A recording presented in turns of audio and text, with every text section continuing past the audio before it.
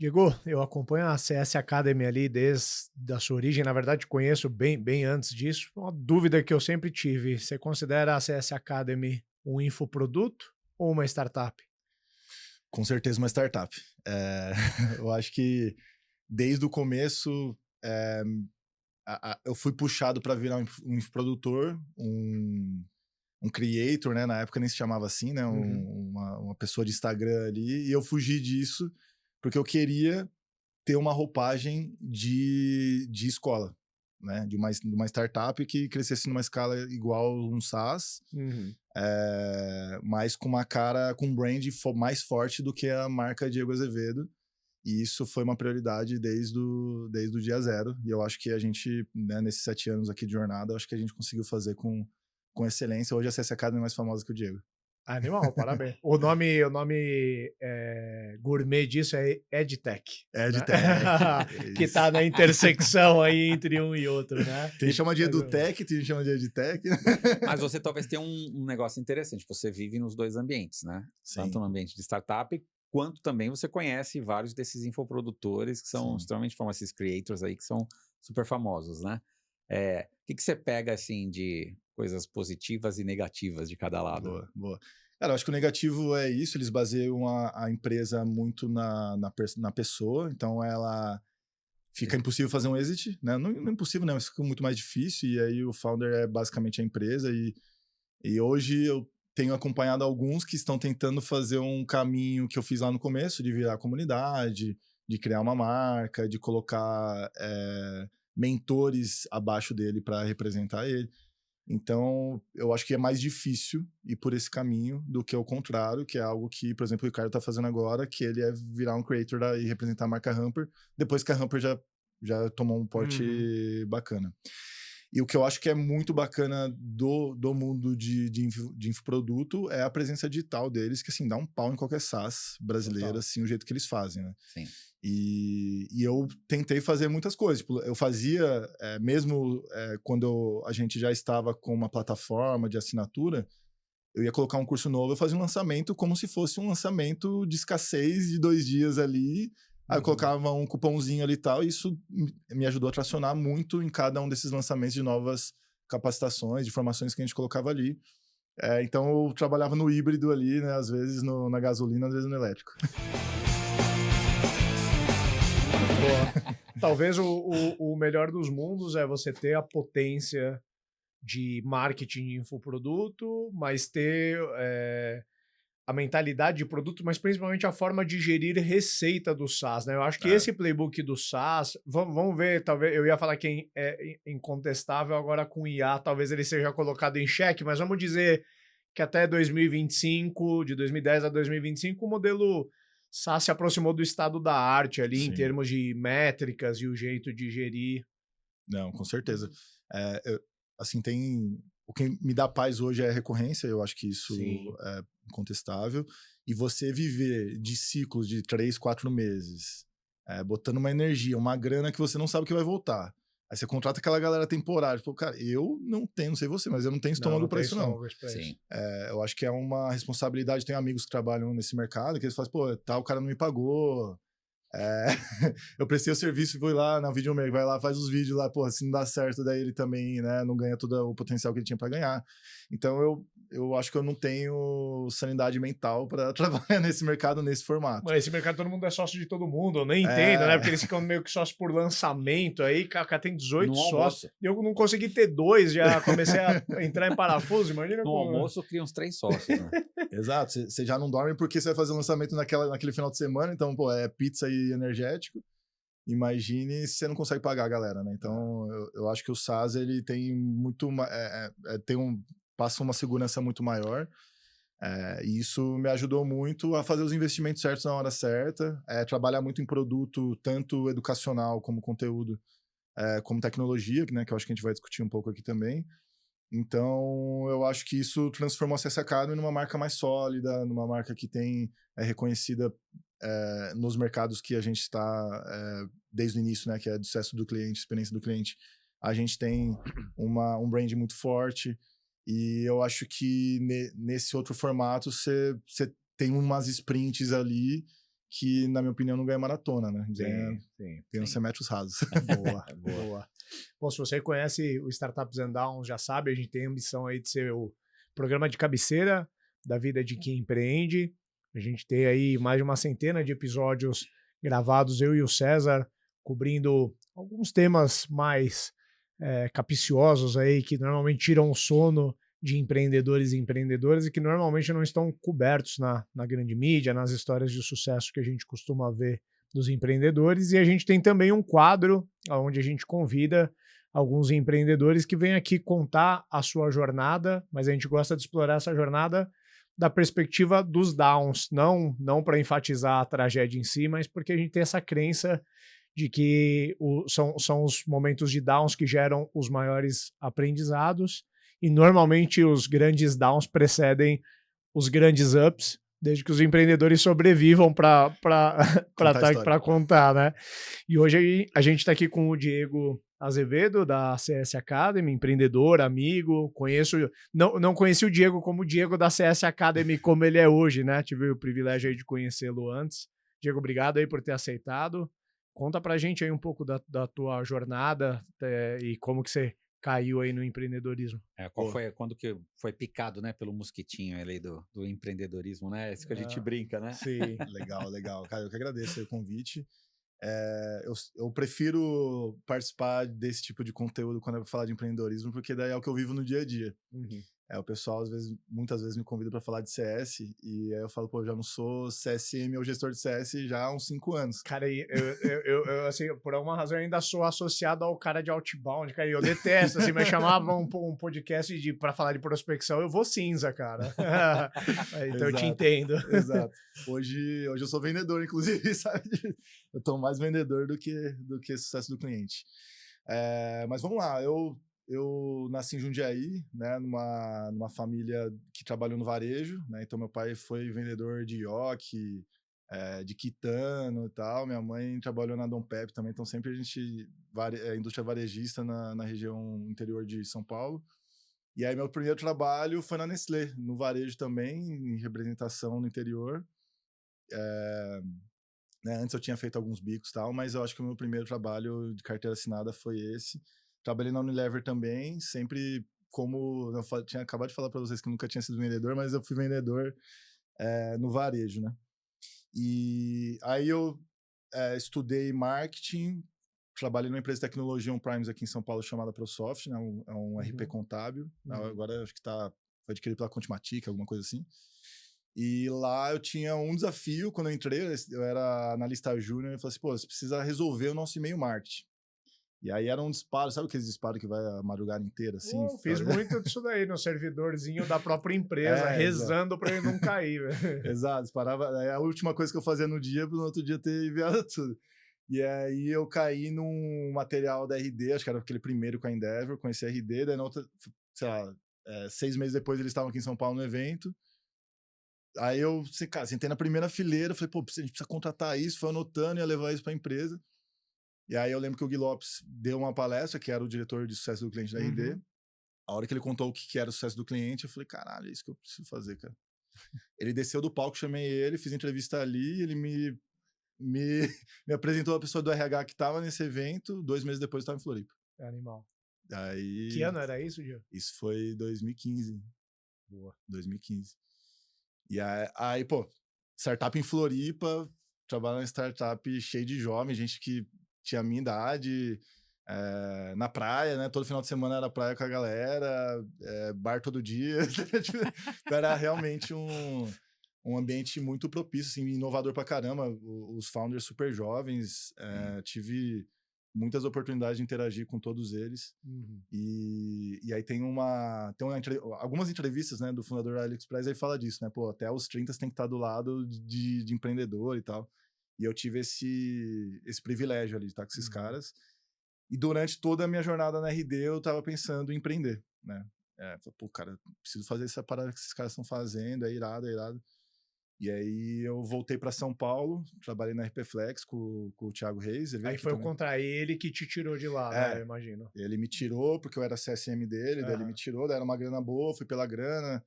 A minha esposa tava, na época, minha namorada, né, tava voltando, tinha ido pra Floripa comigo, trabalhar no HostGator, daí o HostGator levou ela pra São Paulo.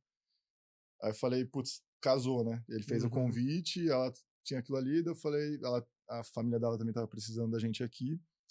E aí a gente voltou, ficamos em São Paulo um tempo, fiquei pouco tempo na RP Flex, aí conheci o Lucas Mon, né? O Thiago me apresentou um monte de gente, Eu acho que eu inclusive... te conheci nessa foi. época. Meio que o ecossistema de São Paulo estava sendo formatado nessa Sim. época. Aí, Acho que era mais forte que agora, né? A gente fazia mais coisas, assim. Eu acho que era mais unido do que agora, né? É que vocês ficaram mais velhos. Pode ser também. Pode A ser galera também. tá unida, né? Pode ser que a gente que tá de fora. E aí uma das pessoas que eu conheci foi o Lucas, da Mind Miners, que tem um episódio aqui que é irado. Episódio com ele aqui. Assistam, porque é muito bom. Sim. E aí ele me chamou, aí eu tava no marketing na PFlex, fui pra CS lá na Mind Miners, que foi bem quando eu tava começando a fazer as experiências ali com o CS Academy. E aí você também já foi como head, né? Já foi como head, assim, head de startup é aquele negócio, né? Sim. Ganha menos que coordenador de grande empresa. Sim. E tem menos responsabilidades também. E faz o trampo do analista. Exatamente. E aí conheci o Junqueira também, que tava com a Gama, ainda tava no hype ali da Gama, dei algumas aulas lá para ele, o que também me inspirou como o CS Academy, trabalhar com educação, acho que brilhou o olho ali. E, enfim, daí pra frente, acho que é o que a gente vai discutir aqui. Né? Boa, animal, cara. E nessa primeira jornada, assim, quando você fala de estar trabalhando, você estava ali com o Lucas e começou a fazer os cursos à noite, né? Sim, sim. Como é que foi conciliar, ou seja, empreender, trabalhando, que conflitos isso gerou? Por que foi dessa forma? Explica um pouquinho disso. Sim, cara, assim, tem um negócio que todo mundo que trabalha na RD aprende, é gerar lead. A primeira coisa que você faz, você chama de Get Ready, né? Então, o seu onboarding é um mês, você se junta com todo mundo que tá entrando junto ali, e você constrói meio que uma máquina de geração de lead, e você tenta vender, inclusive, né? A galera põe a empresa do tio e tal, não sei o quê. Então, assim, isso eu já sabia fazer. Então, eu tinha uma continha da RD ainda que eu tinha ganhado na época que eu trabalhava lá, eu tava usando essa continha, sabia trabalhar no WordPress, fiz o site, peguei o LinkedIn, como o Ricardo ensina, não, você não fala mais de outbound, né? Mas aí comecei a prospectar, falei assim, ó, tem esse curso aqui, comecei a mandar, prospectando pra caramba, e ao mesmo tempo escrevendo, né? Então isso tudo à noite. Então chegava em casa, ficava ansioso para chegar em casa para começar a gerar aquela demanda. E eu acreditava muito em SEO, assim, porque os clientes que eu tive na RD, os melhores eram os que tinham um tráfego alto de orgânico, porque ia ficar mais barato e conseguia gerar uma audiência grande ali. Acho que nessa época era imperativo mesmo, né, cara? Doido, né? Aqui a gente tá nessa janela, já era 2019, ainda era o canal, né? Com certeza. E o jeito mais barato, CS na época era totalmente Oceano Azul para SEO. Então eu comecei nós dois, né? Eu e a minha esposa começamos a trabalhar à noite nisso, atender os clientes, né? Responder ali as mensagens, e final de semana direto, né? Diretão, assim. Acho que ia no churrasco, voltava, ia trabalhar. Antes do churrasco, ia trabalhar. Antes do almoço da família, a mesma coisa, né? Então foi quase. Mas não, isso já começou lá na RD mesmo ou só aqui com... Na RD, eu tinha uns artigos no Google Docs, assim. Os primeiros artigos foram alguns que eu estava escrevendo ali, aí eu mandava pro blog da RD, alguns voltavam, falei assim, então vou guardar aqui. E aí eu comecei a postar com frequência ali já em 2017, que foi quando eu fui para a Mind Miners. Então, fiquei os 2 anos na Mind Miners tracionando esse business. Os cursos eram presenciais, uma vez por mês, e eu fazia de final de semana. Então, no final de semana, praticamente diretão, assim, daí, chegava na segunda-feira cansadaço. E aí foi 2 anos fazendo isso, e aí a gente falou assim, putz, agora não dá mais, mesmo essa graninha que você já girava com os primeiros cursos, ainda não te dava a liberdade de você sair do emprego CLT e se dedicar pelo business? Cara, eu acho que até dava. Tá. Eu lembro que, assim, tinha turma que a gente fazia 30 pau. Então, assim, dava e sobrava, assim. Só que faltava coragem mesmo. Né? E também tava legal na Mind Miners. O desafio era legal. Sim. O Lucas e o Renato eram pessoas massas. Tava sendo construído um negócio legal que eu tava eu tinha uma expectativa de ser também talvez uma RD ali, porque, pô, era um mercado grande, que tem muita grana, mercado enterprise que eu não tinha conhecimento ainda, então estava aprendendo, então estava legal. E aí quando parou de fazer sentido tanto para mim quanto para eles, e a CS Academy começou a realmente a tracionar, daí o SEO já estava legal, gerando lead pra caramba e tal. Daí foi quando eu decidi encerrar O que lá. foi esse momento? Porque eu acho que tem muito empreendedor que começa dentro de uma empresa mesmo, ou seja, financeiramente é melhor, né? Ou seja, do que você Sim. juntar uma grana aí de cabeça, começar alguma coisa. Então você vai testando e vai usando os horários ali. Sim. Aí de vez em quando acaba usando um pouco o horário ali do trabalho mesmo, que o negócio começa a ficar complicado e tal. Como é que foi? Em que momento que você falou, cara, preciso sair? Você foi levado a isso, né? Eles te cobrando ou você se cobrando? Como é que foi essa situação? Cara, eu lembro claramente de um dia o Renato Chu trabalhava do meu lado, que é o CEO lá, e aí o nosso site caiu, o site da CS Academy. E aí eu fiquei assim, sei lá, as 2 horas para voltar ao site, sabe? Aí não tinha, enfim, né? A gente tinha uma turma para sair e tal, fiquei desesperado. E aí ele me cobrou no One. Ele falou, pô, eu vi, eu fui explicar para ele, mas eu falei, cara, não faz sentido nenhum que eu tô te falando aqui, ó, mas eu vou te falar. Eu falei, cara, e provavelmente é o início do fim aqui, né? Acho que a gente vai ter que começar a fazer um handoff aqui. E aí eu lembro que ele me deu umas férias em outubro de 2019. E eu lembro, cara, primeira semana das férias não curti nada, assim, eu fiquei naquele negócio assim. E foram, cara, eu acho que foram as maiores férias que eu peguei na minha vida, foram umas 3 semanas, né? Daí na segunda, assim, eu já tava relaxado, já tava curtindo e tal. Aí na última eu falei, putz, eu tenho que tomar uma decisão, né? E aí eu voltei no final de outubro, e aí passou uma semana ali, daí eu falei, conversei com ele, falei, cara, eu vou ficar até dezembro, até o final de dezembro. E aí foi o que aconteceu. Então, assim, acho que foi um pouco das duas coisas, assim. Talvez esse empurrãozinho nesse feedback que ele me deu, a CS Academy dando certo, talvez eu não tava com tanto tesão ali no desafio da Mind Miners mais. Acho que tudo foi combinando ali, né? Tava com bons clientes já, as turmas a marca já tava começando a ficar legal.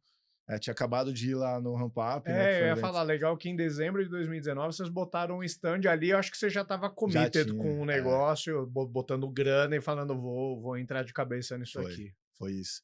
E a gente fez um caixa legal, nunca tirei um centavo da empresa desde então, porque eu tinha o salário da Mind Miners. E a gente falou, pô, vamos deixando esse dinheiro aqui, vamos ver o que dá, né? E inclusive a gente investiu lá, né? Nem lembro quanto era, mas provavelmente deu uma parcelinha ali do que era o investimento ali no patrocínio. Sim. Mas foi um evento que daí a gente, cara, eu lembro, cara, tem uma foto, até hoje a gente tem essa foto, tinha muita gente no nosso stand. O assunto CS tava bombando, né? Tanto que era um evento majoritariamente de vendas, mas não tinha como não ter a trilha de CS, né? E aí teve o Matheus Pestana, o Tchaikovsky, né? Pô, foi uma galera massa, assim. Então, assim, foi uma trilha legal. E aí a gente começou ali a ter uma percepção realmente de que era realmente um business, né? E por enquanto era um side job, e falei assim, pô, não, são os cursos aqui que a gente tá dando. Não, era uma empresa. E aí a gente percebeu nesse outubro a dezembro ali que tinha esse potencial. Aí nisso eu vendi uma turma em company, em uma empresa lá de Belo Horizonte. Eu falei, pô, então 2020 já tá meio que planejado. Legal que ali, precedendo 2020, você dando turmas presenciais, fazendo em company, momento certo de empreender com um business majoritariamente físico até então, né? Exato, cara. E aí foi o primeiro down ali. Né? E por você estar, antes de a gente chegar na pandemia, né? Porque você está preparando aí, quando você fala no começo de 2020, é a pandemia que deve ter mudado a vida, mas você teve... você estava, assim, CS estava ali, todo mundo falando de CS, grandes empresas procurando, você teve também essa questão do mercado te procurando, querendo te contratar, você estava na Mind Miners, mas outras empresas te procurando, e aí como é que foi essa... Cara, comecei com o Ricardo umas 3 vezes, né? Eu fui lá na... O Ricardo foi um dos que namorou. A gente tá em Santana. Queria trazer ele para ser diretor lá comigo, não quis. Eu morava em Santana lá, daí Verdade, de vez em quando tinha isso. Mas eu lembro que você já tinha, até antes da pandemia, acho que você tinha planos de cair fora de São Paulo em algum momento. Assim, a gente estava desenvolvendo um business que ele não tinha escritório, né? Então a gente falou, pô, Jundiaí é muito mais barato, tem nossos amigos, nossa família, então a gente estava pensando nisso aí. E aí, só que ao mesmo tempo, cara, eu não sei, é isso, né? Os astros vão se encontrando, e aí tinha uma pessoa do BTG que me chamou, e aí fui lá, era um baita de um projeto, eles tinham acabado de fazer a aquisição da Exame, daí era esse projeto. Tinha a GUP também, que tinha acabado de sair a diretora, e aí a gente tinha um relacionamento legal já desde então com o DCS Academy com o GUP. E aí as analistas a gente treinava, e ela falou assim, não, vem aqui que pô, tem uma vaga, eu quero te apresentar a Mari. Fui lá, conversei com a Mari. A Mari é vendedoraça, né? Ela vai lá e me encantou. Falei, caramba, velho, esse negócio é muito legal. Aí o Marcelo da Convênia também. Então, assim, um monte de oportunidade super legal. Aí eu era amigo, que eu falei, Se você aceitasse algum, você ia fazer os caras tudo perder a amizade. Tem isso também. E você não tinha um sentimento, cara, ouvindo você contar, me lembra quando eu decidi sair da Auron em 2011, era o inbound que estava pegando, né? E eu era, assim como o CS estava para essa época, inbound marketing, e tinha muita gente falando sobre isso e pouco case validado. Eu tinha um case muito bom dentro da Auron, então eu era meio que a bola da vez ali, eu podia escolher para onde eu ia trabalhar. Até tem uma passagem muito engraçada que você falou de ter ido no BTG quando eu tinha acabado. Cara, eu lembro que eu fui na Local Web fazer uma entrevista para eventualmente assumir a operação de cloud deles quando ninguém nem sabia o que era cloud. Aí na época eu fui, enfim, era no final eu peguei 3 horas de trânsito na Giovanni Gronchi e falei, cara, eu nunca vou trabalhar nesse lugar, né? Enfim. E aí quando eu olhava para as outras oportunidades, eu tinha um sentimento assim, cara, vai energizar ir para ser head em outro lugar? Uma movimentação lateral. Tudo bem, a empresa é maior e tudo, vai me desafiar por uns 6 meses a mais, mas daqui a pouco eu tô com o comichão de novo. Eu já tava com a cabeça feita de empreender, né? Não sei se você teve Não, total, assim, eu tinha... Era ainda receio, né, cara? Pô, fui fazendo as entrevistas pra escutar e tal, mas eu acho que eu ainda tava com medo ali de não dar certo e tal, nunca tinha empreendido de verdade. A minha esposa também tava no business, né? Ela já tava ali há uns 3, 4 meses no business. E aí eu tava nessa dúvida, e aí teve você contou essa história da Local Web da Giovanni Gronchi. Eu cheguei no BTG, a entrevista estava marcada para as 8 horas da noite, né?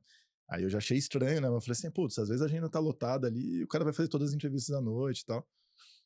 Mas eu cheguei e eu vi o escritório lotado, né? Não sei se você já foi lá, mas, pô, lindo o escritório, né? Pé direito gigante, mármore escuro, assim.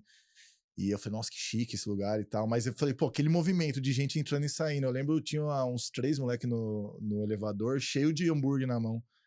Aí eu falei assim, pô, é tudo estagiário e vai levar tudo pros analistas lá que vai sair daqui meia-noite, né? Daí eu já comecei, pô, se é pra fazer esse negócio pros outros, eu vou fazer pra mim, cara. Se eu vou trabalhar da meia-noite às 6, eu trabalho pra mim. Essa é uma boa leitura. Qualquer path de carreira relevante, você vai subir um morro muito grande. Isso ficou muito claro pra mim no momento que eu falei, se eu for subir esse morro, eu vou subir o meu, o que eu escolhi, né?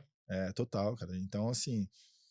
aí a entrevista foi rolando ali e tal, e aí depois eu conversei com todo mundo também, e eu percebi que o certo era realmente pegar o nosso negócio. E até um ponto importante é que, enquanto a Isa não estava no business, ele andava em uma velocidade. A hora que ela entrou, que foi antes de mim... Acelerou. Acelerou. Vocês falaram, pô, é uma boa validação.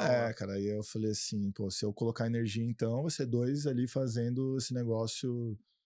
com 100% da atenção, provavelmente vai crescer mais ainda. Porque, assim, a gente deixava muita gente para trás no atendimento, né? Porque a gente estava no nosso emprego ali, né? No horário comercial, os alunos chegavam, a gente não atendia. Aí começa a perder venda e tal. Daí a gente começou a perceber que tinha um dinheiro na mesa. Só contextualizando para quem está ouvindo, a Isa é sua esposa. Isso. Né? E foi logo também em 2019 ali que ela também resolveu embarcar com você, e a partir de janeiro de 2020, pronto, temos um mundo para conquistar, até vir a pandemia. Assim, ó, como é que foi? No comecinho, a gente queria economizar com tudo, daí eu falei assim, ó, a gente vai fazer tudo, assim, ó, fazer o material, ir lá, arrumar as mesas, fazer o cofre, então a gente passa na padaria e tal, não sei o quê. Então, assim, ela ficava no atendimento ali, fazendo a recepção da galera, e eu ficava com o conteúdo, e quando eu chegava o primeiro aluno, eu falava assim, pô, vou parar de te ajudar agora, porque eu preciso fazer uma postura de professor. Então eu parava de passar o cafezinho. É aquele começo que você faz todo, que é o começo que leva 5 anos, né? Porque até hoje, nos eventos da Ramper, eu boto coisa nas mesinhas total, lá. Eu também, né? A gente já limpou muito o banheiro, cara. Porque, exato. E assim, a gente... Aí, ela sempre me ajudou, desde o dia zero, né? Só que não estava claro que ela estava no business. Só que quando a HostGator fechou a operação em São Paulo, eu falei assim, pô, esse salário que você tem aí, meu, a gente tá faturando aqui 20, 30 mil por mês. Já dá pra absorver. Cara, vamos pagar o mesmo salário que você tem e vamos ver o que acontece com a empresa. Aí a gente começou a aumentar a frequência ali de treinamentos e tal. Eu lembro que eu peguei uma consultoria também para dar essa... você ficar meio com receio, você pega uma consultoria. E aí, pô, cresceu, daí a gente falou assim, pô, é isso, botar energia é o que dá certo. E aí ela ficou, daí no final do ano, quando eu resolvi ir pra empresa, a gente teve essa discussão. Pô, e aí, vamos os dois? Então ela foi antes de você? Ela foi antes. Legal. Daí a gente teve essa discussão. E aí, vamos ficar os dois? A gente sabe que ou gera separação ou a empresa quebra, né? a gente vai se policiar, a gente vai ter aqui os combinados e tal. Falei, não, vamos aprender juntos, né? E aí eu lembro que todo empreendedor casal, assim, que a gente conhecia, a gente fala assim, pô, a gente gosta muito de vocês. Daí ele já falava assim, pô, legal, né? Já falava meio que sorriso amarelo, passava um tempinho, separava. Daí eu falei, porra. Até o Bill Gates, a gente assistiu o documentário, passou 2 meses e eles separaram. Mas como que foi a pandemia? Ou seja, você trabalhou o quê? 2, 3 meses junto com ela ali, e aí veio a pandemia, né? Isso. Foi muito rápido o começo ali, foi intenso e foi o impacto. Muito. A gente falou assim, ó, vamos começar com as turmas depois do carnaval. Aí, sei lá, era alguma coisa de fevereiro ali. Então a gente ficou janeiro vendendo, fevereiro vendendo, e aí as primeiras turmas iam ser no Nordeste, a gente ia descendo, aí o final era em São Paulo, só que tinha esse lance em BH que a gente tinha vendido lá do Incompany, a gente ia aproveitar para fazer uma turma aberta lá. Então a gente ia passar Fortaleza, Recife, talvez Salvador, agora não lembro muito bem, e aí ia descendo. Né? Quando a gente chegou em Fortaleza, atracou aquele navio que trouxe o Covid lá em Recife. E, pô, a turma do WhatsApp de Recife já tava montada no WhatsApp e a galera começou a mandar questionamento pra gente. E a gente dando aula lá em Fortaleza. E aí, o segundo dia da aula de Fortaleza, a galera já tava meio assim, se eu não ia, sabe? E aí a gente tinha reservado, sei lá, segunda e terça pra ir pra Jericoacoara, que a gente não conhecia. Falava, vamos pra lá. E aí depois, no outro final de semana, era lá em Recife. E aí eu lembro que lá em Jeri já tava o caos, a galera falou assim, ó, não vai ter passeio e tal. Ele falou, putz, gastamos dinheiro à toa. Na hora que a gente chegou no aeroporto de Fortaleza, a gente daí as companhias estavam com facilitação lá para mudar os voos. E aí a gente já teve que procurar a máscara e tal, e cancelamos todas as turmas e voltamos para São Paulo. Então, aí bateu o desespero, né? Que eu falei assim, pô, fiz um monte de entrevista com um monte de gente legal, CLTzão, né? Que dá aquela segurada. Que vai ser, né? Do business agora. Até então, tua receita era totalmente baseada em cursos presenciais, né? Totalmente, eu não tinha um puto no banco. Porque quem conhece o CS Academy agora... Fala, pô, a pandemia deve ter sido um baita vento a favor. Sim, se o business estivesse pronto naquela época, né? Talvez a pandemia moldou mais rápido, pode né? Contar, o que como é essa Academy de hoje, né? Como tantos negócios de educação, vários. Né? E SaaS também, né? E SaaS também. E aí, 2 pontos foram importantes. Educação, a galera tava com medaço de perder o emprego e começar a estudar já a certificação. Né? Então, isso rolou. E os empreendedores estavam com medo de perder o cliente e começaram a investir em sucesso do cliente. Quem não conhecia... Até então era meio retórico, né? Sucesso do cliente era meio... Sim, era um discurso super bonito, né? Assim, ninguém fazia de verdade. E aí a gente começou a ir em cima disso, né? Me apeguei muito ao Matheus Pestana ali, a gente começou a fazer conteúdo junto pra caramba. E aí a gente ensinava, pô, faz dar um céu aqui, congela o contrato e depois retoma, né? Então a gente começou ali a tirar... algumas técnicas de algum lugar que a gente não sabia de onde, porque nunca ninguém tinha vivido aquilo, mas a gente conseguiu ter um conteúdo muito rico para aquele momento, né? Então, fora o que a gente já tinha. E aí o digital, né? A Conquer estourou pra caramba assim no mercado de infoproduto, a Hotmart Eduz também.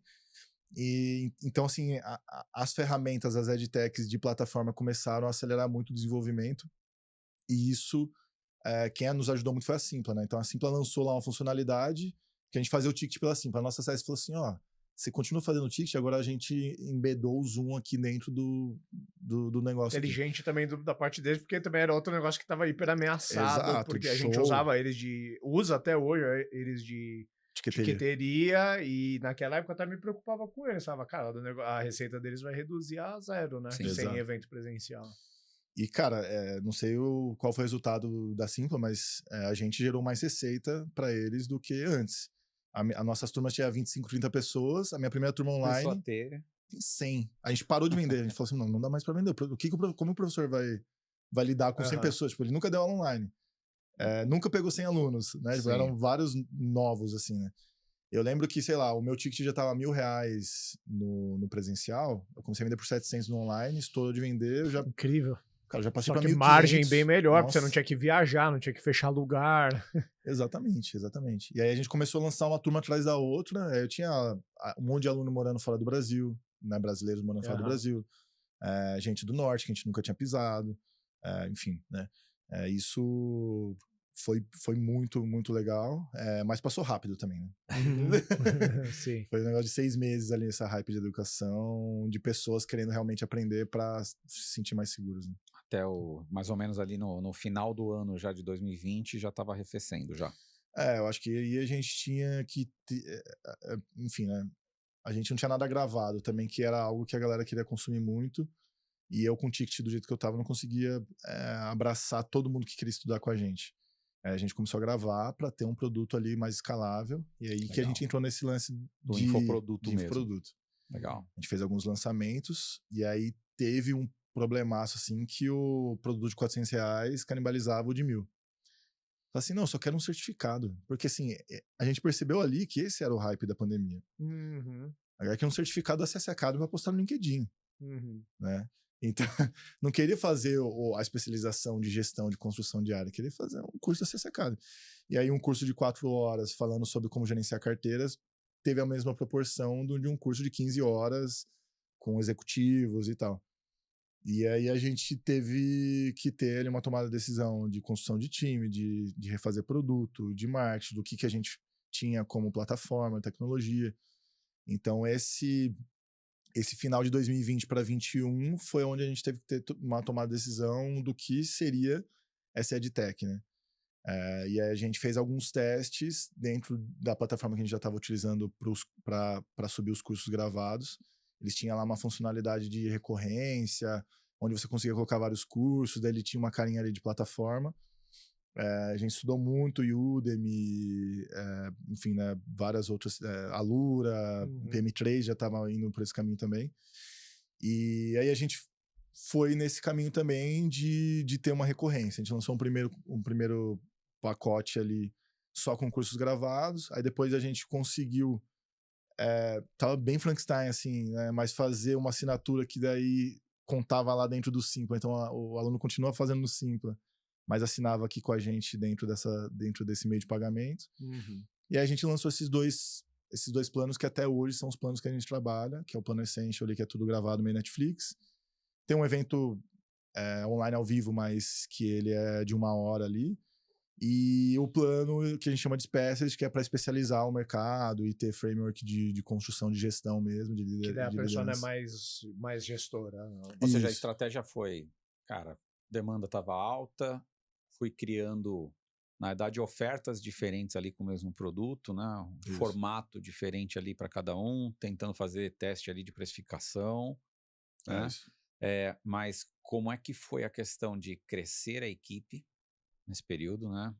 Porque muita gente apanhou, porque tava todo mundo em casa. Sim. Treinar pessoas para esse negócio novo, fazer esse negócio engajar. Você não tinha investidor ainda naquele momento, né?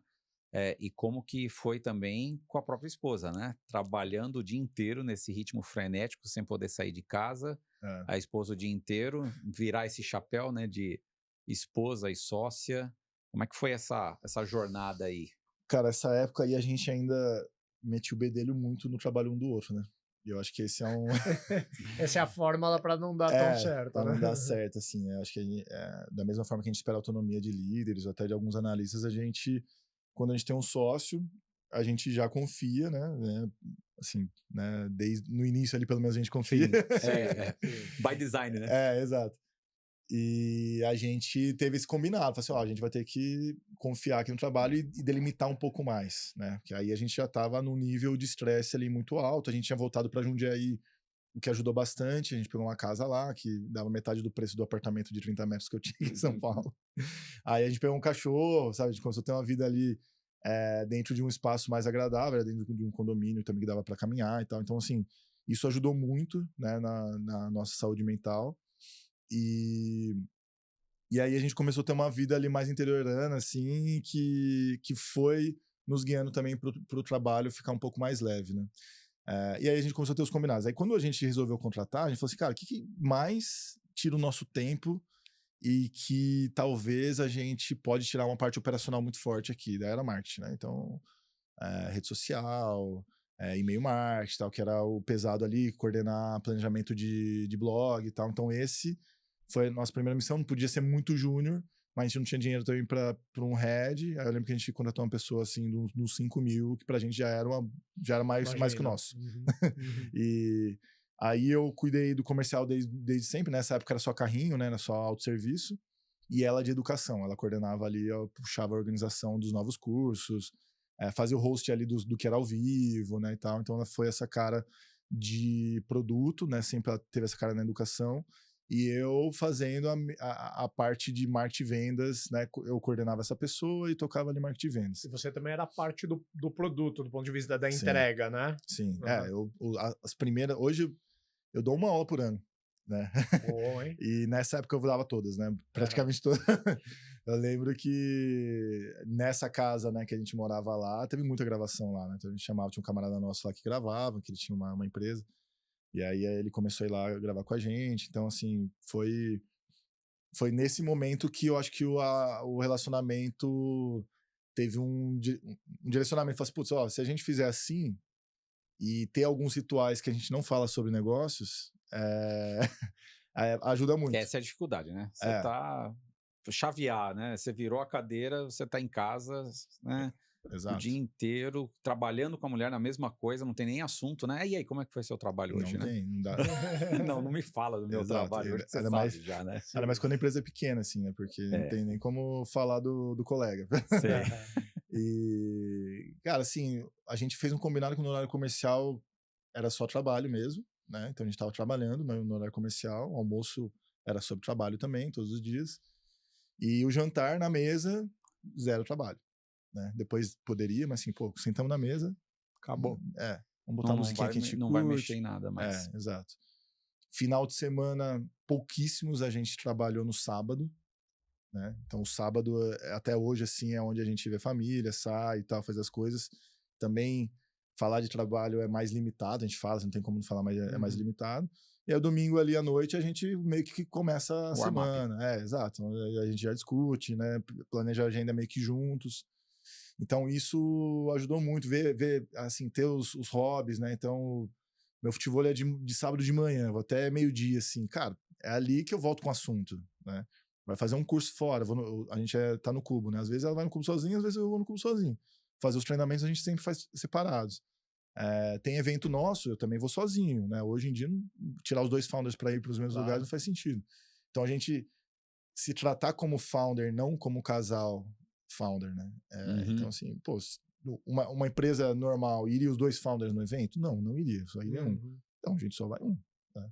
Aí ela hoje está em vários grupos de mulheres, então ela traz um conhecimento muito bacana, tá nas telas lá do pessoal lá do Rigonati. A Mari da Gup também tem uma comunidade muito legal. Então, assim, eu acho que as comunidades dela são mais fortes do que as que eu estou. Então, ela traz um conteúdo muito bacana pra gente também. E eu tô mais nessas capacitações de bossa nova, de Cuba e tal, que também traz uma pegada ali, geralmente de mais de marketing e vendas, que é onde eu tô mais à frente. Legal. Agora, nessa época, vocês pegaram uma baita onda a favor do assunto Customer Success de forma geral. Eu acho que até a pandemia, talvez algumas empresas SaaS que já estavam tracionadas já tinham essa área ou tinha algo que chamava de Customer Success, mas a partir da pandemia realmente deu uma porrada. Isso naturalmente deve ter sido bom do ponto de vista de demanda, mas gerou em vocês algum vislumbre ou levou vocês a cometerem algum erro do ponto de vista de querer abraçar muita demanda ou querer lançar produtos? Sim, voltando aí a 2020, eu de novo me meti a fazer consultoria, aí eu só validei que eu odeio fazer isso, né? Eu não curto. Sim. E aí a mesma coisa de você ter o side job na empresa, né? Então assim, pô, se eu vou ajudar um empreendedor ou até uma grande empresa a desenvolver a área, porque eu não tô ajudando a minha empresa, né? Então eu acho que não fecha a conta, assim.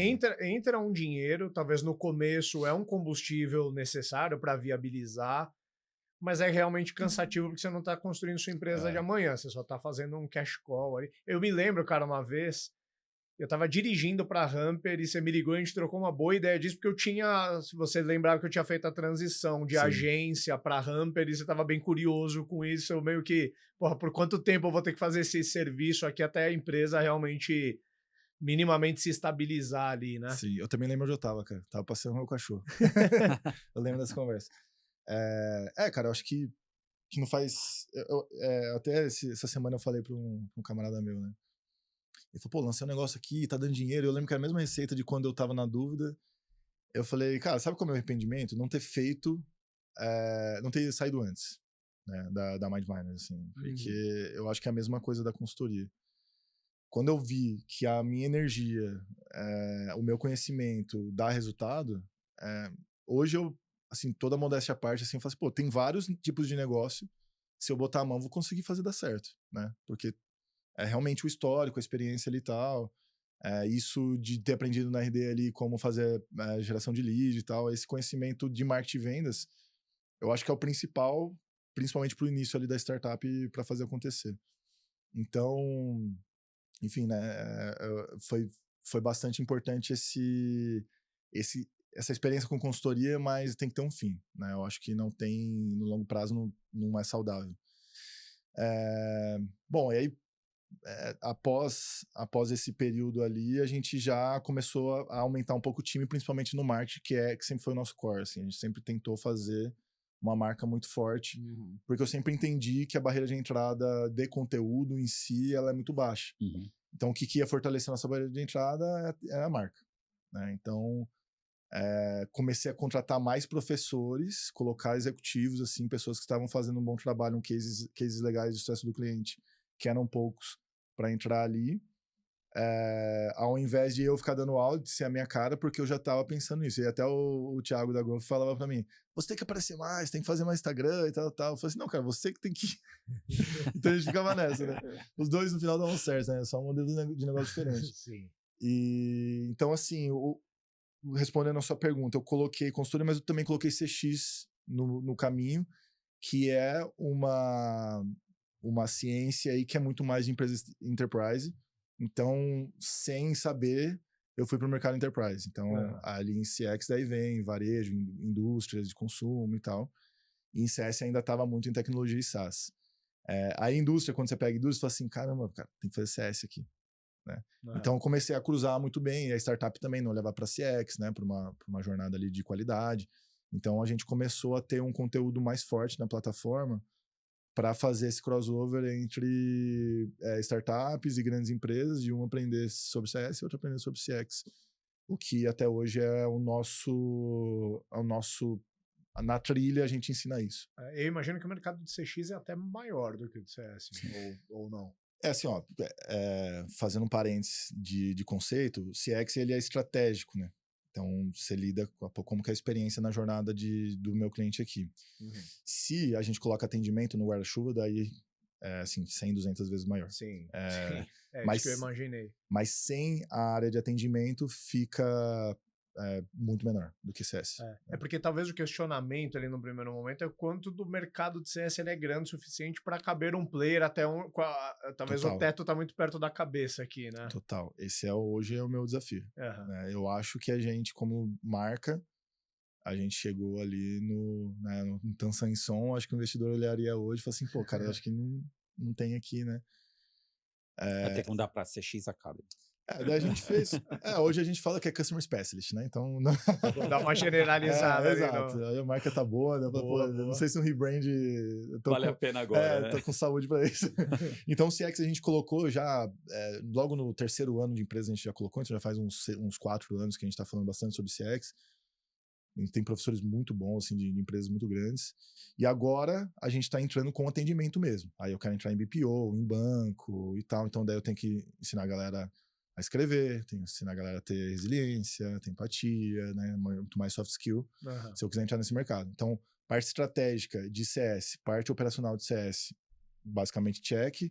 CX é bem estratégico, então eu cobri. Aí agora a gente tem que ensinar a galera a responder reclame aqui, responder N1, N2, macros e tal, que é o mercado que a gente está indo, que é realmente muito maior. Só que o analista não tem, né, o assistente ali... Menos valor percebido, menos valor salarial, por consequência, poder aquisitivo para investir bem em educação, né? Um potencial, assim, são 10 milhões de pessoas no Brasil, hoje registradas, fora informal, mas tem que o caminho é B2B, né? Aí esse é o meu desafio, porque a empresa foi criada no B2C, né? E puxando agora aqui para depois aí da 2021, aí até agora, né? Quanto que você conseguiu o investimento? Boa, 21 a gente... Isso é muito doido, porque eu nunca fui de ficar me inscrevendo em programa, né? E a gente, por ser de Santa Catarina, e o Alexandre lá do Sebrae sempre foi um cara assim que nos ajudou em algumas coisas. Ele mandou uma mensagem, falou assim: ô Diegão, se inscreve nesse negócio aqui, você tem CNPJ em Santa Catarina? Eu falei, pô, não tem. Ele falou assim, putz, não vai dar mais tempo, mas bota São Paulo mesmo. Não entendi nada. Eu falei, cara, beleza, um programa, deve ser um negócio legal, tal, vamos escrever. E aí era um programa que a Bossa e a Raja, por meio do Sebrae Santa Catarina, investir em 10 startups. A Raja não Valley, mas é de Minas. É de Minas. Valley. Ah, boa. Então, é que eu tava tentando com a cabeça ancorada em Floripa, mas beleza. Beleza. Então, assim, o Sebrae Santa Catarina, o Sebrae em si não pode ser investidor. Então, eles usaram esses dois outros veículos para fazer esse programa, onde eles iam investir lá X milhões.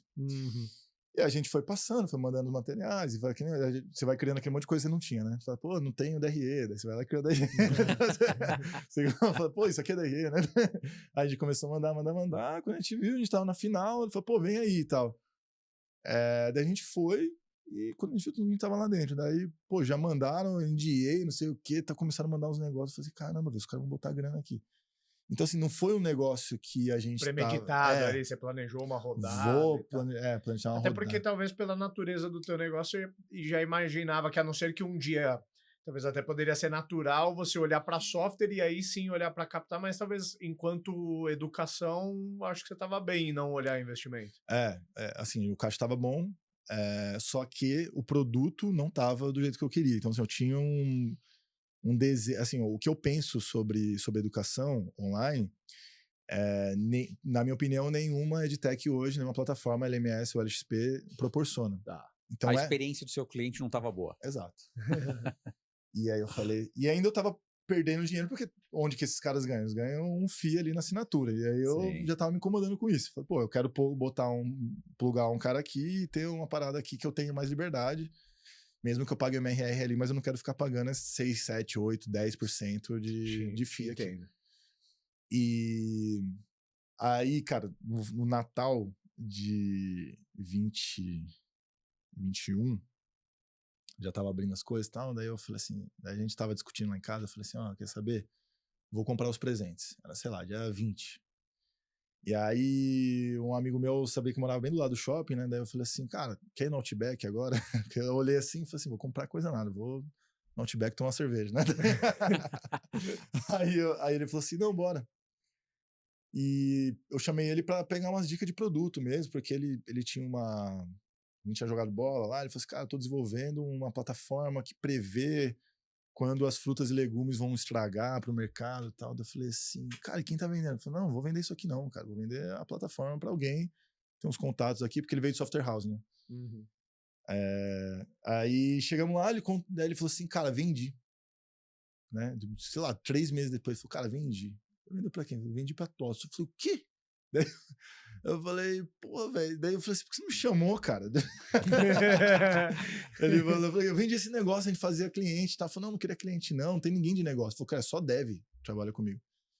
Eu falei, caramba, velho, daí falou o valor, eu falei, cara, por isso que os caras compraram, os caras viram uma mina de dinheiro. Daí ele tava lá com os caras, né, coordenando, os caras compraram o time, né, e ele tava coordenando o time, daí eu falei assim, cara, eu tô com esse projeto aqui, né, começamos a rabiscar assim, daí eu mostrei a plataforma, falei, cara, mas eu quero fazer isso, quero fazer aquilo, tal. Aí eu falei, tem algum amigo pra indicar e tal, não sei o quê? Daí ele falou assim, ô Diegão, deixa eu só virar o ano, eu te ajudo. Eu vou montar porque ele é arquiteto, né? Daí ele falou assim, cara, eu vou montar arquitetura, aí fica mais fácil. Daí eu Bom falei, de ouvir isso, hein? Aí eu falei, cara, mas não vou ter dinheiro pra te pagar. Ele falou, não, eu te ajudo. Ele falou assim, cara, eu vou sair da TOTS e vou pra Portugal, né? Vou morar lá e tal. Eu falei, beleza, né? Então, fechou. O cara me ajuda, depois ele vai pra lá, daí ele fica como mentor e tal, de alguma coisa. Aí, cara, deu março, ele já tava full, assim. Que legal, Já velho. tava virando madrugada, codando o negócio. Ou seja, o presente que você ia comprar que virou um chopp e virou um sócio no final das caras. Ganhou o Animal, presente do puta mesmo jeito. história. Sim. Aí o irmão dele é um crânio também, daí o irmão dele entrou no projeto, ele é desenvolvedor da Magalu, Itaú, agora ele tá numa empresa grande, daí, tipo, ele sempre vira e mexe e tá lá com a gente também. Uhum. Então, cara, tinha 2 gênios com a gente lá, desenvolvendo a parada, então foi muito rápido, né? Então, final de 2021, se eu não me... Ou foi na Black Friday ou foi em dezembro, a gente lançou a plataforma. Legal.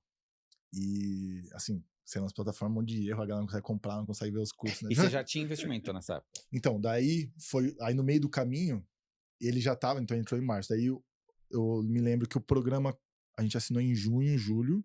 De 21? De 21. E aí em agosto, só que era um programa, assim, bem educativo, assim, né? Então, pô, tinha que ir pra Floripa e São Paulo meio que a cada 15 dias. E aí no começo era meio que tinha umas paradas toda semana, assim, uns 3 dias e tal, lá em Florianópolis.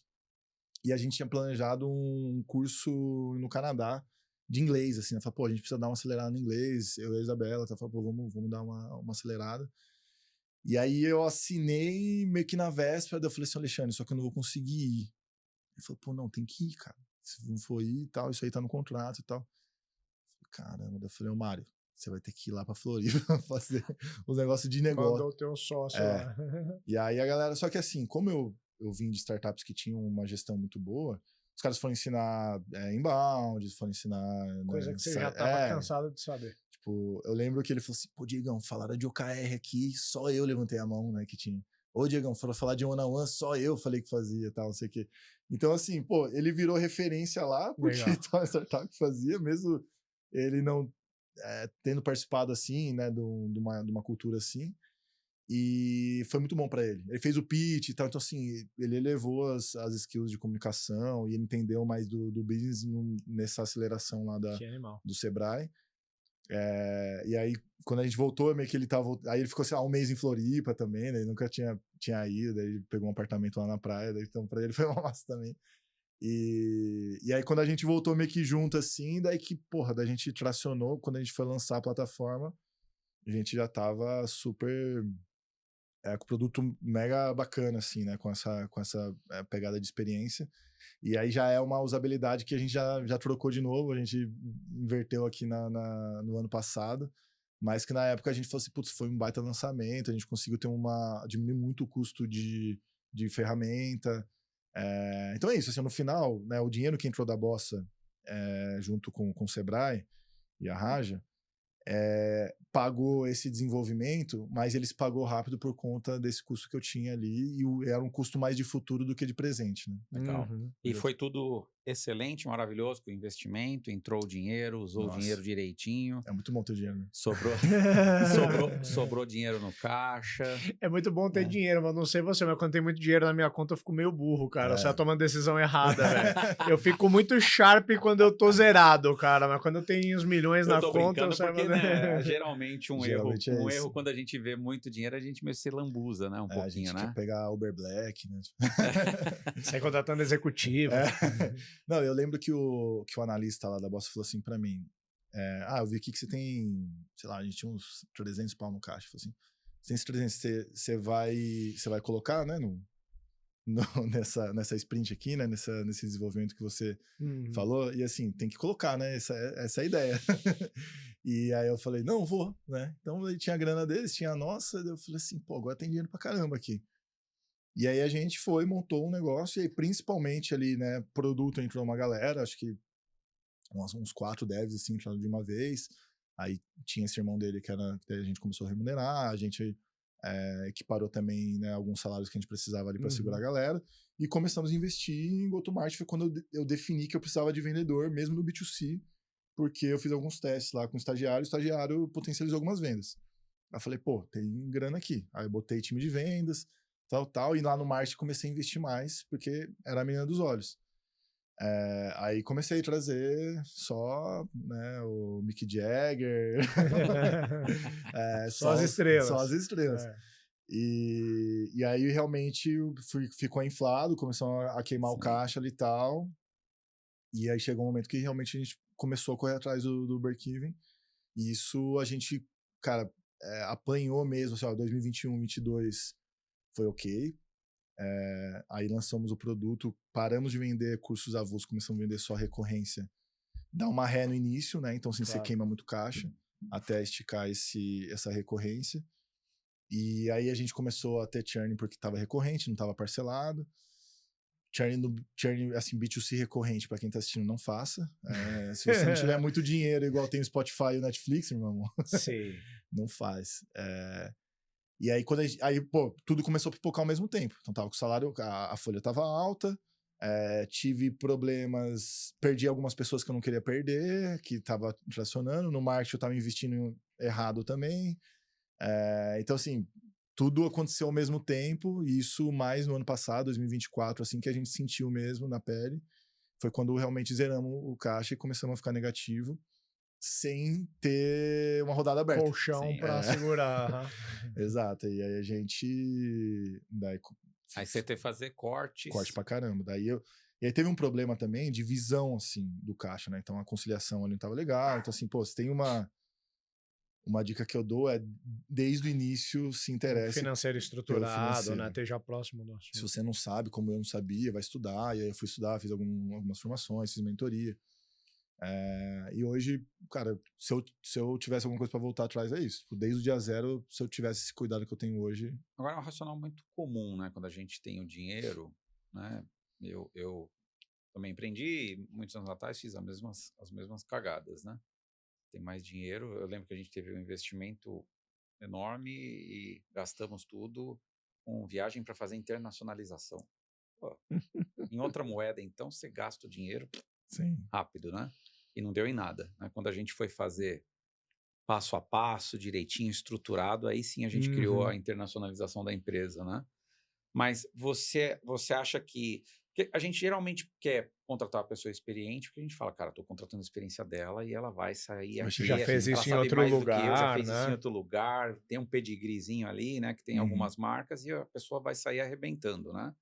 E a gente coloca expectativa nisso e deixa a pessoa, dar liberdade para a pessoa trabalhar, né? Fala, não vou nem atrapalhar, porque se eu falar alguma coisa, eu vou atrapalhar o cara, né? Sim. Foi um pouco disso, ou seja, superestimar a questão das pessoas ali e talvez entender que elas não tinham a cultura da empresa, você meio que delargou de alguma forma e não acompanhou tão perto. Ou seja, o que é o aprendizado para quem está ouvindo? Tem muito empreendedor nesse cenário, né? Sim. O que é o aprendizado que você traz daqui? Cara, assim, ó, o nosso maior investimento foi marketing e vendas. Então, o go-to-marketing na cabeça do founder, ele é muito... marketing é uma coisa que você quase não entende, né? Então, assim, e assim, sempre foi difícil delegar, assim, pra mim, né? Porque é o que eu gosto da natureza. ali. Então, na cabeça do founder, ela é muito mais claro. Porque, assim, o go-to-marketing não tem a ver com técnicas de marketing, né? Tem a ver com o jeito que você vê o mercado, o jeito que você fala com o cliente, o que ele te fala. Você precifica teu produto. Exato. Então, assim, é um monte de coisa. E, geralmente, essas pessoas que você traz, ela vem com vício ali, né? Ela realmente é mais experiente. Ela vem com vício, pô, vem a pessoa da Ramper, ela vai querer implantar. Ela entende um canal, né? Não necessariamente o go-to-market, né? E a galera mistura um pouco essas coisas, né? Exatamente. Então, aí ele, como você falou, você fala assim, pô, vou dar uma autonomia aqui, né? Porque, assim, o pessoal dá o feedback, pô, você tá me microgerenciando, irmão. Aí eu falo assim, puta, cara, que feedback, pô, depois de tanto tempo tomar esse feedback, ele fala assim, pô, daí você fala, pô, desculpa, eu errei, né? Daí você vai lá, deixa mais um pouco, dá mais merda. Então, assim, geralmente as pessoas fazem o que elas se sentem mais confortáveis. E eu acho que, né, o Bernardinho fala disso, né? O desconforto que leva as pessoas a desenvolver, a se potencializar, né? Então, eu acho que esse foi o erro. Eu não tinha gerido pessoas sêniores também, né? Na minha história de carreira. Então, assim... cara, a empresa é nossa, cara. A gente tem que ir lá. Claro. E vai ser isso aqui, essa aqui é a minha visão, vamos discutir. E aí, pô, os próximos era, pô, cal pra caramba, reunião, alinhamento, e vamos fazer onde que dá dinheiro. né? Onde é mais eficiente. Então acho que esse que é o erro, assim, a partir do momento que você capta, ou até que você está fazendo uma margem legal, aí você traz uma pessoa, às vezes ela é realmente boa, mas você não alinhou lá na seleção, né? Lá na entrevista. A tua visão, porque lá é a hora de você dar a sua visão e ver se ele compactua ou não. Sim. Né? Não depois que entra, ele fala assim, pô, não, cara, você não tá me deixando trabalhar, vou fazer TikTok, cara. TikTok dá dinheiro agora, tá? Essa é a hype, então não sei o quê. E aí você, enfim, né, acaba não tendo padrão e gestão em cima daquilo ali que você tem confiança, sabe que vai funcionar. Né? Sim. Bora Muito bom. pros ups and downs? Vamos lá, cara. Puxa um up aí. Eu acho que para mim, um up, uma coisa diferente que você traz aqui é conseguir conciliar casamento com empreender, né? Vocês dois juntos, né? Cara, isso é muito difícil. Né? Isso é muito difícil. Eu conheço vários casos com problemas, né? De insucesso. Vários casos. Conheço caso de sucesso, né? Mas a grande maioria é caso de insucesso ou em uma jornada curta, não é que é um insucesso, mas é um cansaço. Sim. Que aí tem que fazer uma escolha de um dos lados, né? E do que você reportou até agora, vocês dois continuam engajados tanto no casamento quanto com a empresa. Então, isso é muito difícil manter o hype disso, né? Entre vocês, né? Então, para mim é uma coisa que me destacou, assim, eu achei muito legal e os combinados, né? Que vocês fizeram, talvez essa disciplina, eu acho que talvez o segredo aí, o temperinho que fez esse negócio funcionar é esse, né? Sim. E a empresa, ela vai crescendo, a gente fica muito ocupado com as nossas coisas, né? Então, ela tá liderando lá. Hoje, ela tá no marketing, né? A gente contratou uma pessoa de educação e ela foi pro marketing, eu tô em vendas. E aí agora tem um papo em casa quando a gente chega, né? Porque a gente tá vivenciando cada um na sua área, né? Então, mesmo que você não encontrar um líder ali, você se encontra, você vai almoçar para discutir, contar as coisas. Então, acho que quanto maior a empresa, vai ficando até mais fácil, assim. Né? Legal. Acho que tem um pouco da nossa experiência, mas tem bastante também disso, de ter time, de ter ali um pouco mais de vivência com outras coisas que não necessariamente a gente tá junto. Até a gente tá híbrido, né? Daí eu tô indo segunda e quarta, ela de terça e quinta, né? Então, bom, eu fico em casa, cuido das coisas, né? Boto a roupa pra lavar, levo o cachorro pra passear, e quando ela volta, ela vem contar as coisas que aconteceram no escritório, né? Então, acho que tá cada vez melhor, assim. Legal. Boa. Cara, o meu up, de certa forma, a gente abriu o episódio falando disso, mas eu e o César, a gente já fala, talvez há alguns anos já, né, eu acho que a fórmula da pólvora é quando você une algumas matérias que vêm de startup, de SaaS, tipo recorrência, a forma de gerir o negócio da escola SaaS, mas você pega ingredientes do infoproduto, tipo a forma como fazer marketing, o jeito de vender. Eu acho que quando você consegue unir bem esses dois mundos, você realmente encontra uma vertente muito boa. Eu acho que você ainda concatenou isso com um bom momento do tema pelo qual você está inserido, que é Customer Success, né? Eu acho que o conjunto de fatores foi uma boa fórmula para você conseguir dar um estirão no teu crescimento. É isso, cara. A gente tava... É o que eu falo, assim, pô, não tinha mercado, né? Acho que se eu fosse começar agora, imagina, você fala assim, vou começar uma escola de algo que não tem profissional no mercado, né? Você vai capacitar quem? E isso cresceu muito rápido, né? E a gente, com certeza, ajudou a formatar o mercado e gerar essa necessidade nos empreendedores, que sempre foi o nosso foco do conteúdo. Cara, eu vou convencer o empreendedor de que ele precisa construir uma área de CS, e aí SaaS era onde estava o meu network, onde eu já tinha trabalhado, onde eu via mais sentido. Então, com certeza, é algo que deu super certo. E agora eu tô tentando ver uma maneira de ganhar no FII transacional, porque eu acho que o mais escalável que SaaS é transação, né, cara? Dinheiro. Dinheiro é mais escalável que... Total, total. Eu acho que o meu down aqui é um negócio que é meio... eu acho que é sistêmico no Brasil, né? Que é essa questão da falta de educação para gestão que a gente tem, né? Então, eu sou engenheiro, né? E, cara, eu brinco que a gente teve de gestão, eu tive um semestre de aula de contabilidade, um semestre de economia e pronto. Como se isso me desse alguma base, né, de gestão. pessoas não existem, né, na engenharia, né? A gente não lida nada com pessoas, né? E depois você tem que aprender, né, a lidar. Então, eu acho que a gente tem essa dificuldade, e isso denota um pouco quando você tem alguns desafios que deveriam ser básicos e a gente repete o erro. E talvez o down aqui seja a questão da grana. Quando a grana entra, isso talvez diferencie a gente com o americano, né? Porque você vê, cara, como eles recebem muito mais dinheiro e eles sabem o que fazer com o dinheiro. E eles têm muito mais sucesso com isso do que a gente. A gente, geralmente, o dinheiro parece que pra gente até muitas vezes é uma maldição. Atrapalha.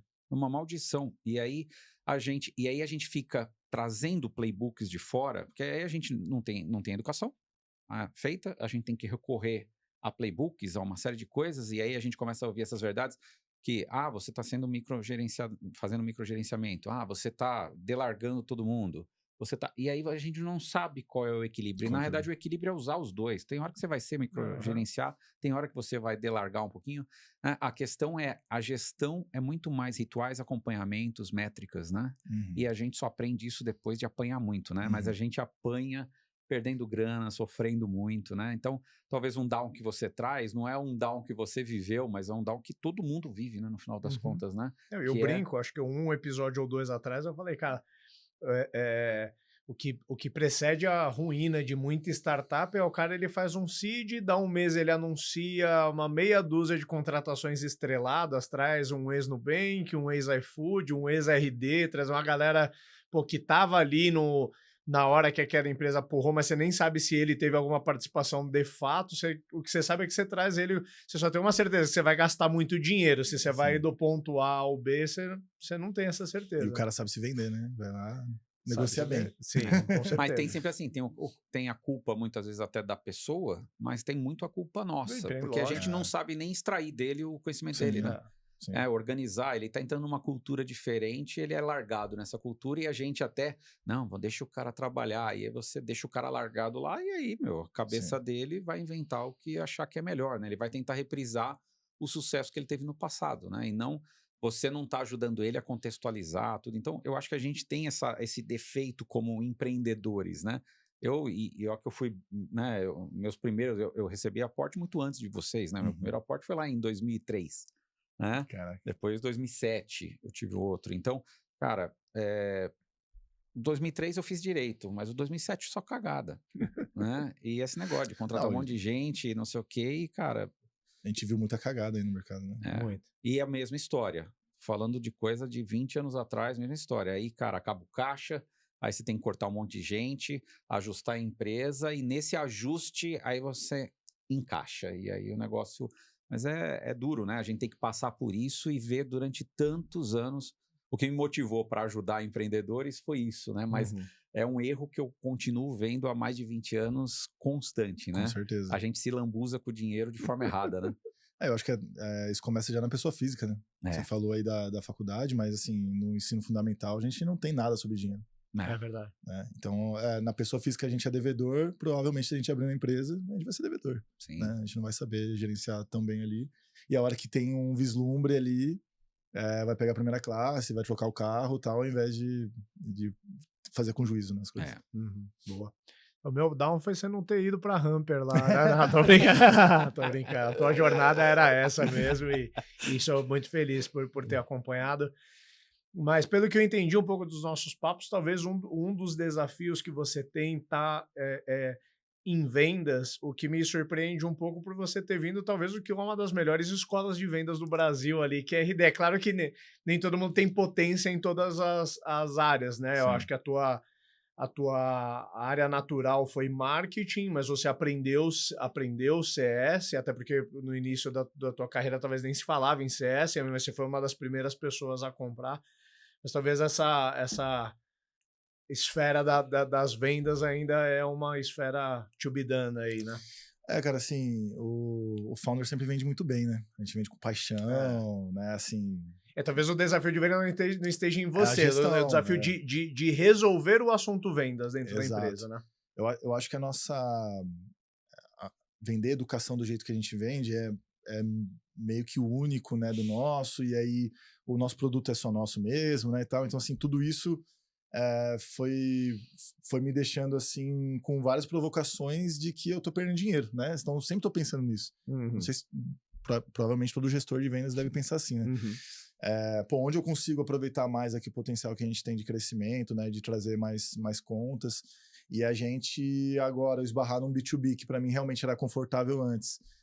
Só que, o B2C, uma vez eu vi um investidor falando, ele falou assim, cara, o B2C é uma cultura, na verdade, né? Não é só um modelo de negócio ali.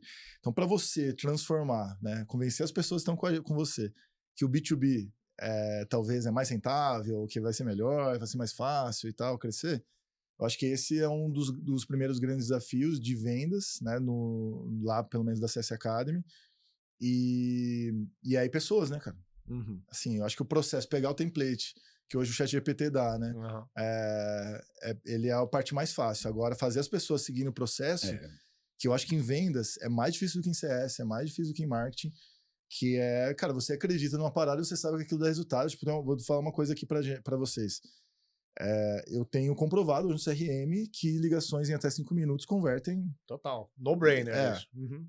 Cara, é difícil fazer as pessoas ligarem na hora que cai, né? Não, só vai resolver quando tiver por automação, porque... Nunca resolve, né? Então, assim, esse tipo de coisa, assim, que eu acho que é o grande desafio que eu tenho lá, o que eu adoro, cara. Tipo, eu curto pra caramba, assim, esse tipo de desafio, porque eu sei que se eu resolver, às vezes, um pouquinho, gera um resultado grande. Um upside grande, Então, hoje eu sou apaixonadaço por vendas, assim, gosto de estar nessa posição que eu tô hoje, porque é a adrenalina, né? O prazer de fechar ali é indescritível. Demais. Mas, assim, a má notícia é que não pacifica nunca, né? A galera deve olhar de fora e falar assim, pô, a Hamper, né, em vendas tá resolvido, cara, que tá cheio de problema lá. Tô aqui de bonitão gravando no último dia do mês e o pau quebrando lá. Exato. Muito bom, cara. Obrigado demais, Diego. Diego, obrigado, viu, cara? Obrigado vocês aí. Valeu.